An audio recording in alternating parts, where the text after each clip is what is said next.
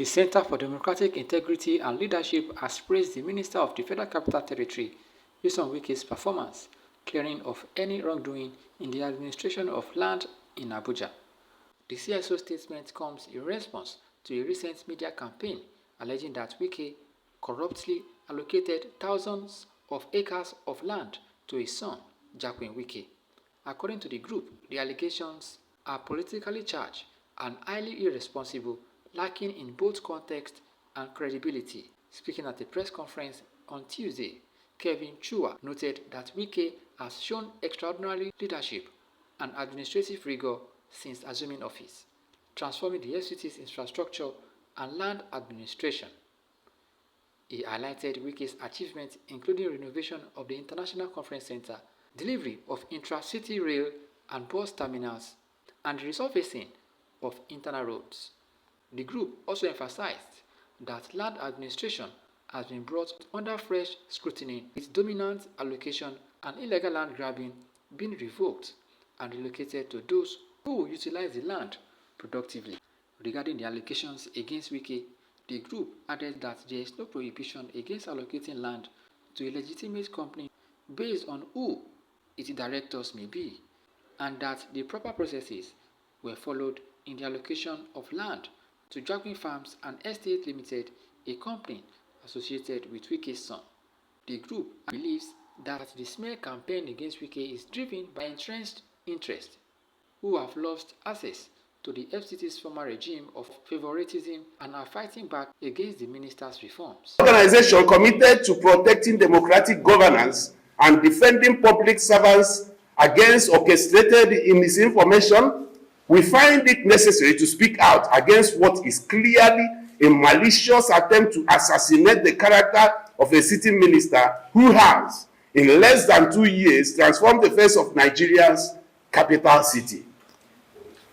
In a now widely circulated article, the People's Gazette accused Minister Wike of corruptly allocating thousands of hectares of Abuja land to his son, Mr. Joaquin Wike, under the guise of agricultural investment. The publication went as far as fabricating dollar estimates, falsely claiming that the lands spread across Metama, Guzape, Gadua, and other districts were worth $3.6 billion and were allocated without due process. This is not journalism. This is premeditated and politically convenient hit job, lacking in both context and credibility. Let us begin with the facts. Since his assumption of office on August 21st, 2023, Mr. Wike has shown extraordinary leadership and administrative rigor. From neglected roads and infrastructure decay to bureaucratic indifference and fiscal leakage, the FCT was a textbook example of government dysfunction. But under Wike's stewardship, the nation's capital has witnessed a rapid, visible, and measurable reversal of these trends. Kuwa said the minister's outstanding performance is already being perceived as a threat to persons who are President Bola Tinubu's administration. The group, however, urged Nigerians to reject toxic reporting and stand firmly with Wike, citing its record of rebuilding the capital and enforcing developmental standards. CDIL has reason to believe that this smear campaign is driven by entrenched interests who have lost access to the FCT's former regime of favoritism. It is no secret that Wike's reform of the Land Department and FCT Development Control Directorate has angered a network of shadowy beneficiaries who, for years, manipulated allocations, forged titles, and built illegal structures with impunity. Today, those pipelines have been shut down, and their owners are fighting back.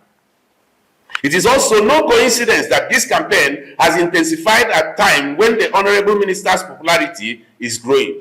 His delivery record is undeniable, and his political profile has broadened significantly within the Tinubu administration. Unable to defeat him in the court of public progress, his detractors are resorting to the court of public confusion.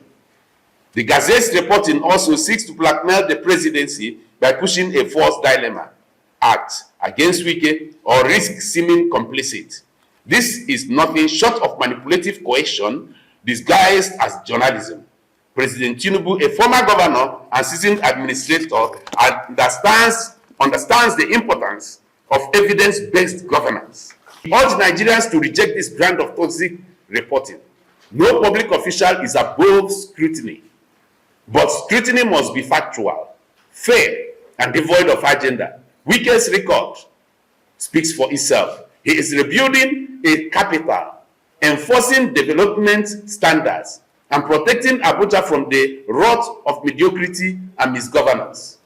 The Center for Democratic Integrity and Leadership stands firmly with Wike, not because he is perfect, but because the accusations against him are politically motivated, legally hollow, and ethically dangerous to the culture of public service reform.